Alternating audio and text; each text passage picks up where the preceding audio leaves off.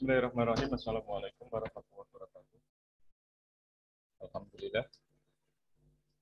Nama baik yang saya cintai dan saya banggakan anak-anakku semuanya, peserta didik baru Mandua Sragen. Pada kesempatan pagi hari ini, perkenankan saya akan menyampaikan materi sebagai lanjutan dari materi yang kemarin sudah disampaikan oleh Pak Dr. Andes Haji Langgeng, ya, tentang karakter moderasi beragama. Pada pagi hari ini, saya akan menyampaikan materi terkait dengan bernalar kritis dan berjiwa kompetitif. Ini penting ya kita sampaikan kepada Anda semuanya, karena anak-anakku ini sudah besar-besar nih, sudah usia-usia untuk berpikirnya itu kritis, kemudian jiwanya itu kompetitif, kira-kira begitu. Karena kita sudah hidup di abad 21 dan pendidikan abad 21 ini menuntut kita untuk berpikir kritis, untuk bernalar kritis, kemudian untuk berjiwa kompetitif. Kalau tidak, maka kita akan terpisah oleh zaman, kita akan tertindih oleh zaman, kita akan ketinggalan, kira-kira begitu. Baik, anak-anakku yang saya cintai, saya banggakan, sebelum kita eksplor lebih jauh tentang apa itu berpikir kritis, kemudian bagaimana berjiwa kompetitif itu, perkenankan saya kenalkan diri dulu.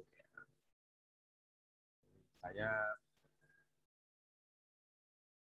Karom Faisal Rosidin dari Kalisari saya, kemudian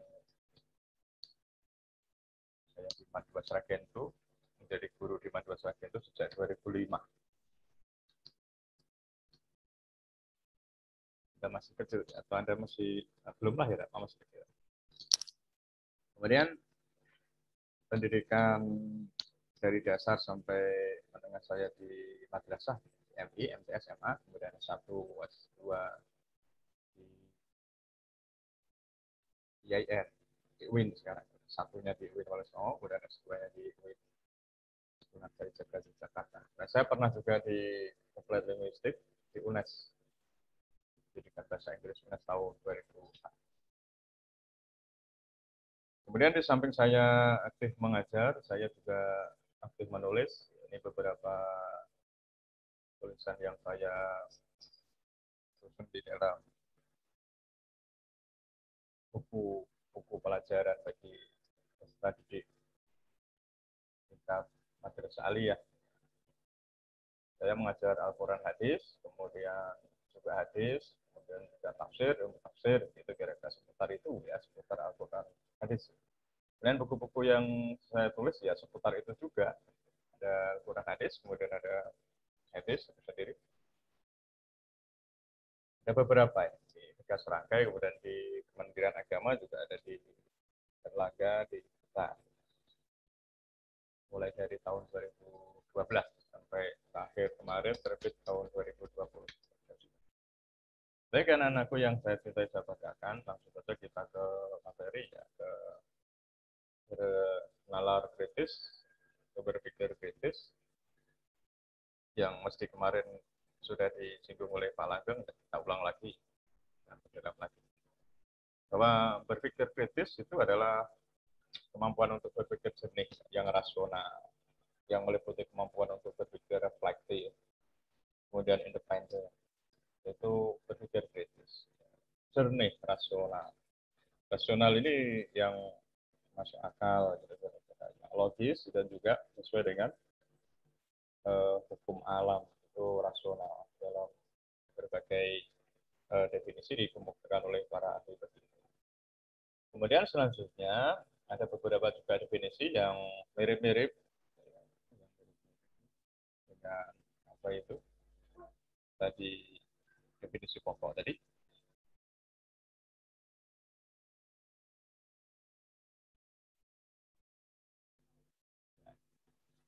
sama-sama mirip-mirip.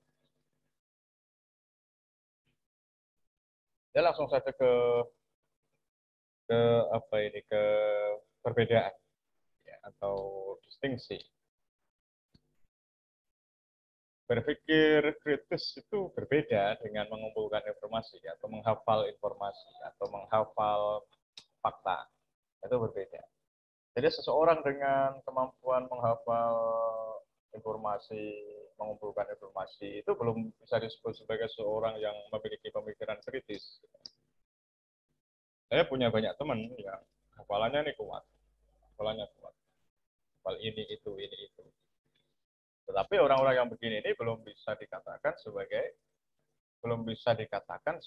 orang yang memiliki pemikiran kritis ketika mereka hanya mengumpulkan data saja, atau mengumpulkan informasi saja. Gitu kira-kira.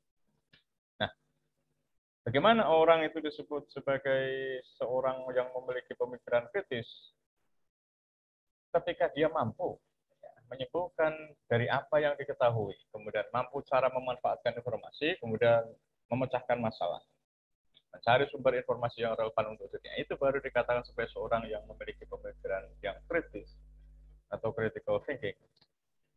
Jadi informasi-informasi yang ada tadi, yang punya tadi, yang dikumpulkan tadi, yang dihafal tadi, gitu, itu dia bisa mengetahui ini nih untuk apa manfaatnya, digunakan untuk apa, digunakan untuk memecahkan masalah apa, ini relevan atau cocok untuk kasus apa lagi. Itu yang dimiliki oleh seorang yang memiliki pemikiran yang kritis atau seorang yang memiliki pemikiran yang apa itu critical thinking. Kemudian selanjutnya berpikir kritis itu juga tidak sama dengan mengkritik atau mengecam atau mendebat. Ya. Kita suka suka apa ini suka sedikit berbeda, suka suka um, apa istilahnya itu suka mengatakan bahwa ini orang ini kritis ya. Kalau ada apa-apa di debat, ada apa-apa di apa itu kritik, ada apa-apa di kecam, itu juga belum bisa dikatakan sebagai pemikir kritis. Seorang yang berpikir kritis itu tidak sama dengan sikap argumentasi atau mengargumentatif atau mengecam orang lain. Jadi berpikir kritis itu lebih bersifat netral, kemudian objektif, tidak bias, tidak bias. Meskipun terkadang di dalam penyampaian sesuatu itu dia menunjukkan kekeliruan ya, atas hal-hal yang dilakukan oleh orang lain. Tetapi dia tidak semata untuk mengecam, mengkritik, mendebat, tapi juga kemudian menyampaikan hal-hal yang benar, ya, yang solutif, kira-kira begitu, solutif. Kemudian juga netral, tidak terpengaruh dengan uh, pemikiran atau tidak terpengaruh dengan apa ini kondisi apa, ya netral, objektif sesuai dengan objeknya apa adanya, gitu. Tidak subjektif, tidak tergantung siapanya, tetapi tergantung apanya yang dinilai. Itu baru berpikir kritis, tidak mengkritik, tidak mengecam, ya, tetapi dia lebih kepada menemukan apa ini alasan-alasan yang benar untuk melakukan apa untuk melakukan hal-hal yang yang baik, ya, perbaikan, gitu, yang konstruktif. Enggak, dia ini objektif sekali lagi, objektif, netral, objektif, itu kunci. Kadang orang mengkritik itu kan karena ada satu tidak suka, itu sudah baik, sudah subjektif kalau itu ya, tidak objektif lagi. Nah ini keterampilan inti berpikir kritis itu. Jadi ada di sana interpretasi, ya, interpretasi, menginterpretasi,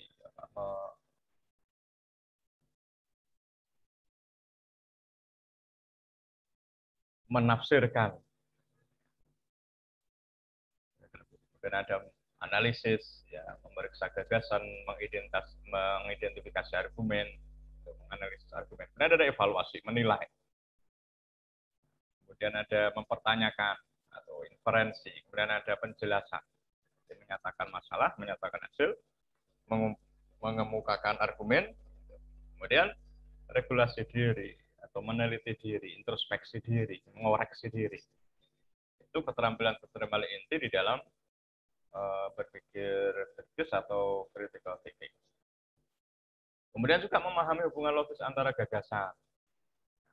Kemudian mengidentifikasi, mengkonstruksi, mengevaluasi argumen, mendeteksi inkonsistensi dan kesalahan umum dalam pemberian alasan, kemudian memecahkan masalah secara sistematis.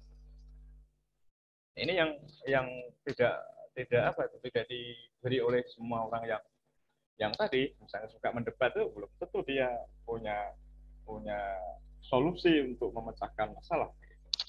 Tapi pada diri para pemikir kritis ini dia selain mendebat itu mempertanyakan kesalahan-kesalahan itu dia punya konstruk untuk memperbaikinya, punya formula untuk memecahkan masalah itu keterampilan berpikir kritis. Kemudian selanjutnya perbedaan antara pemikir kritis dan yang bukan kritis ini. Kalau pemikir kritis itu cepat mengidentifikasi informasi yang relevan, kemudian memisahkan informasi yang irrelevan atau yang tidak relevan. Ini para pemikir kritis. Beda dengan pemikir yang bukan kritis, dia hanya mengumpulkan fakta, informasi, memandang semua informasi itu sama. Kalau pemikir kritis tidak, informasi ini dipisah-pisah.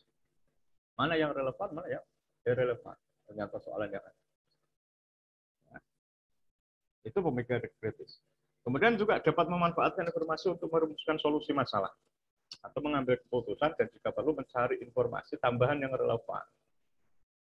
Ini pemikir kritis. Jadi dari informasi-informasi yang dia dapat tadi, ya tadi bisa-bisakan mana informasi yang relevan, yang irrelevan, kemudian dia bisa memanfaatkan informasi untuk merumuskan solusi dari persoalan yang dihadapi untuk mengambil keputusan. Kalau pemikir bukan kritis, dia tidak melihat atau menangkap atau memikirkan daripada masalah inti. Itu berbeda aja. Kemudian selanjutnya, mengapa berpikir kritis? Mengapa kita harus berpikir kritis? Berpikir kritis ini memungkinkan kita untuk memanfaatkan potensi kita di dalam melihat masalah, di dalam menciptakan pemecahan masalah, kemudian di dalam menciptakan, kemudian menyadari diri. Jadi bisa memanfaatkan potensi kita.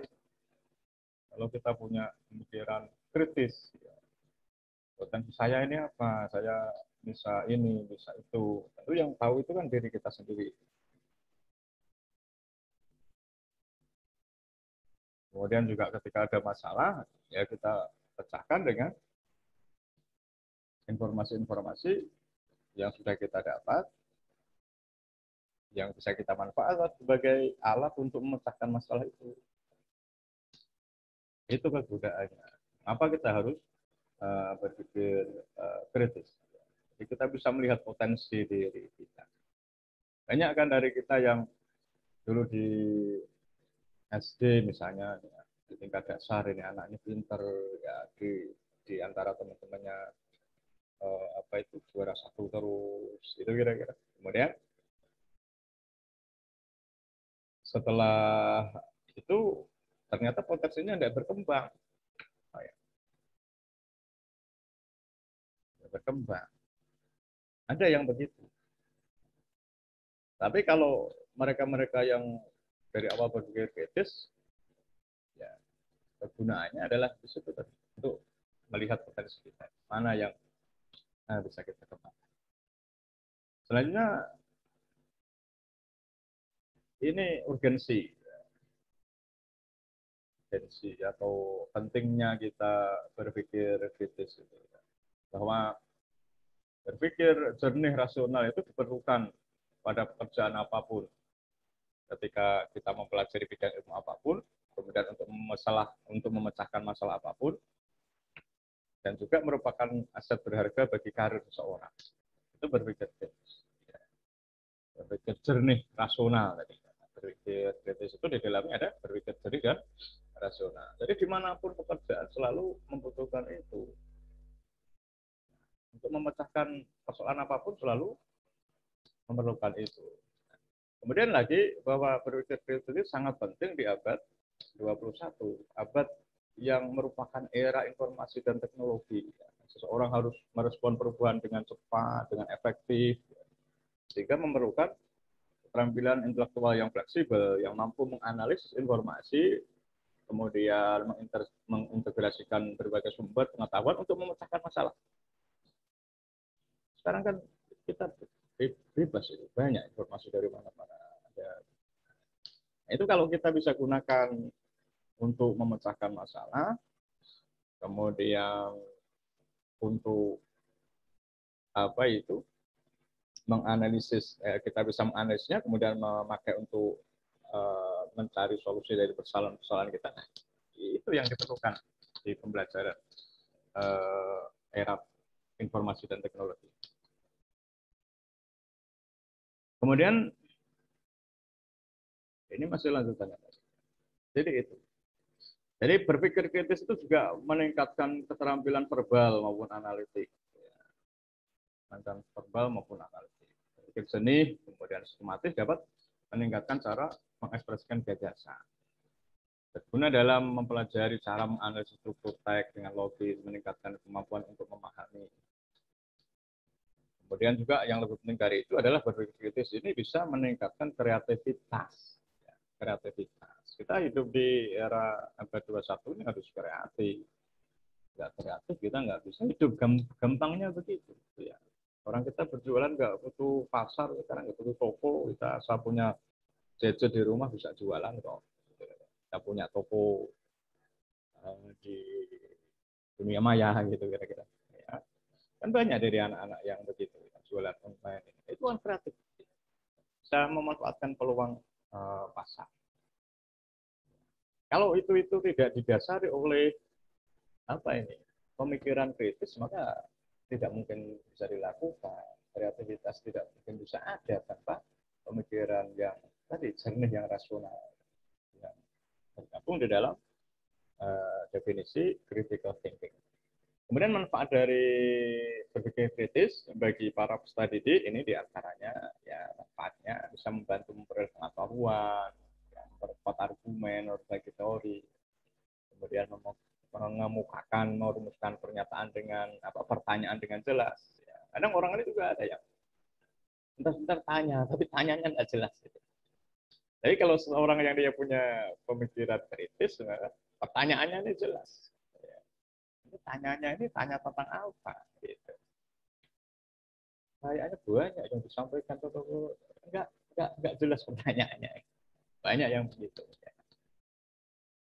Baik, selanjutnya bisa untuk mengumpulkan, menilai, menafsirkan informasi dengan efektif, ya, yang telah digunakan. Dan membuat kesimpulan, menemukan solusi masalah. Kemudian membiasakan berpikir terbuka. Kemudian juga mengkomunikasikan gagasan, pendapat, kemudian solusi dengan jelas kepada orang lain. Ini beberapa manfaat yang bisa dipakai, yang bisa raih bagi mereka-mereka yang memiliki pikiran kritis bagi peserta didik. Kemudian secara global ya, dari tadi yang sudah di atas, sudah dijelaskan di atas, bahwa benar kritis itu ini, aktivitas mental yang dilakukan untuk mengevaluasi kebenaran suatu pernyataan. Ya, jadi pikiran jernih, kemudian apa itu rasional, nah, gitu, untuk mengevaluasi, untuk menilai kebenaran suatu pernyataan. Ya. Karena informasi kan banyak, ini gitu. Kemudian kita harus bisa untuk mengevaluasinya mana yang benar. Kemudian juga kemampuan seorang yang dapat berpikir secara logis dan rasional.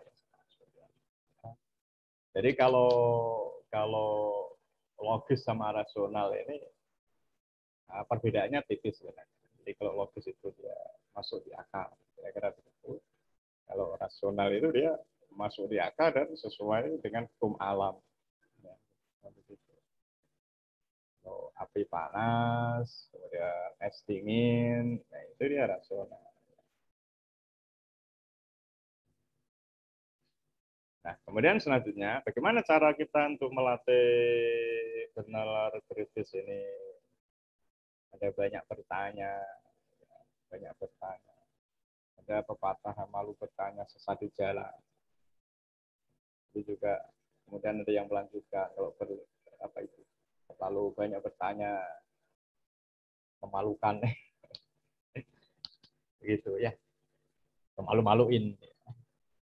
Tapi yang jelas banyak bertanya ini bisa melatih kita untuk bernalar, berpikir kritis. Kemudian mendengarkan secara aktif informasi, fakta, gitu ya.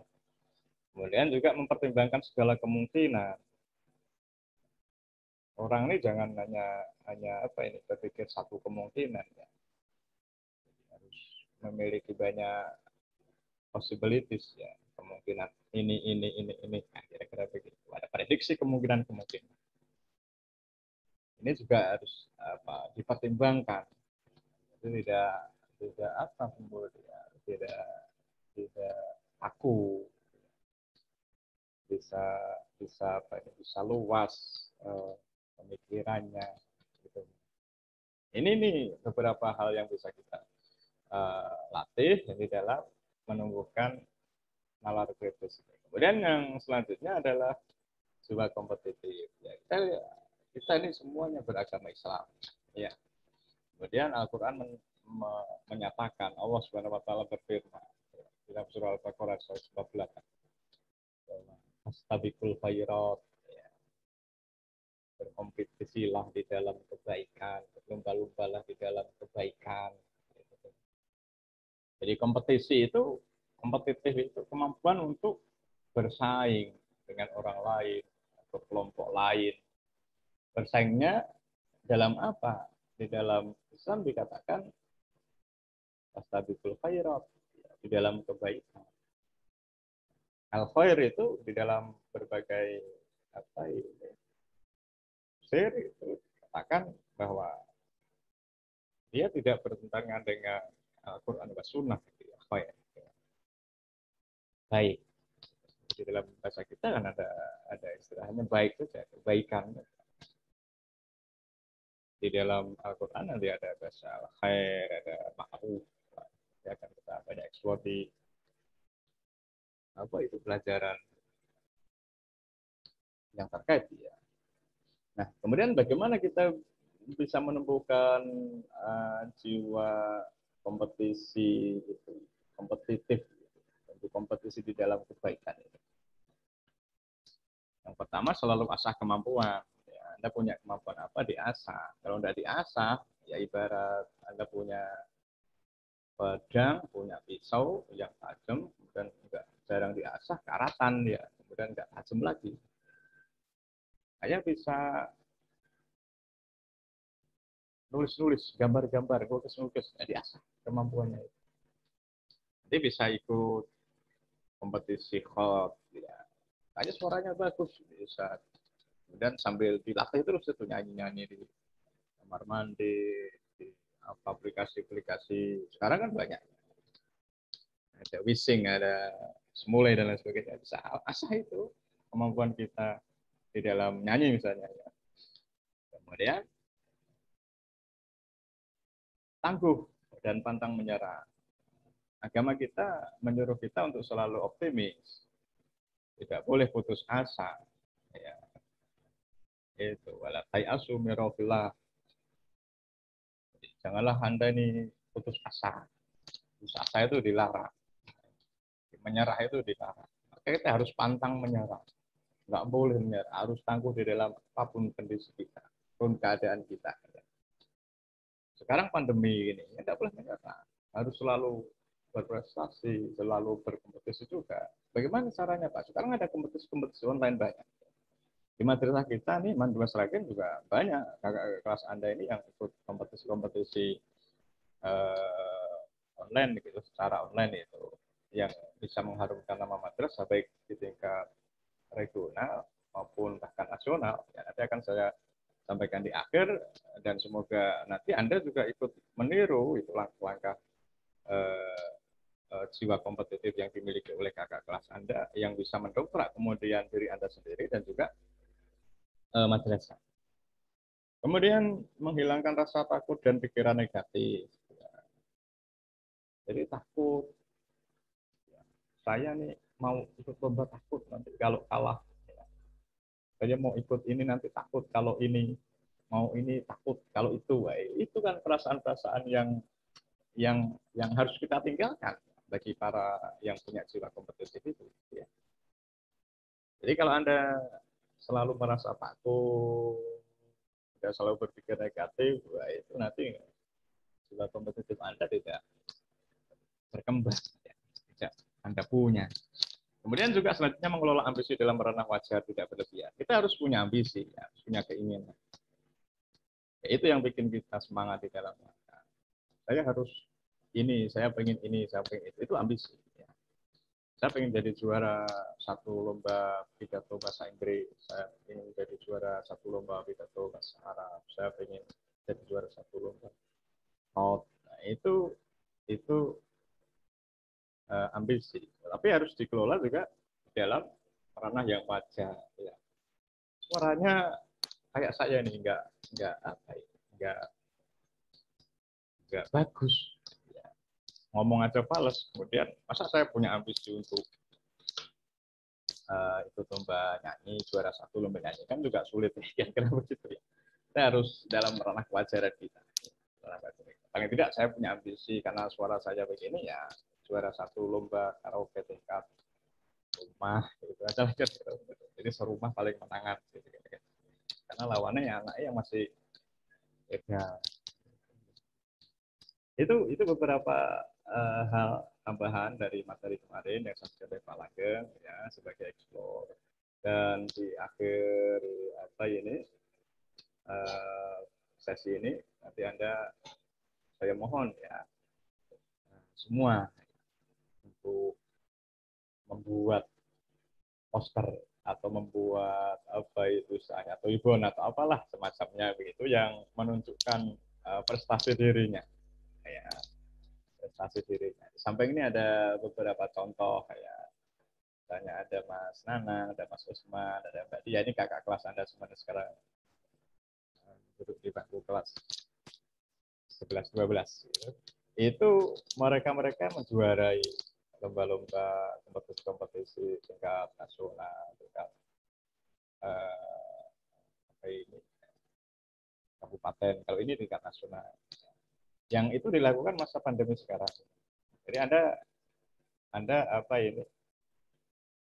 Jangan pernah berpikir wah ini masa pandemi gimana kita berkompetisi ya ini kakak-kakak kelas Anda. Nah tugas Anda itu begitu ya.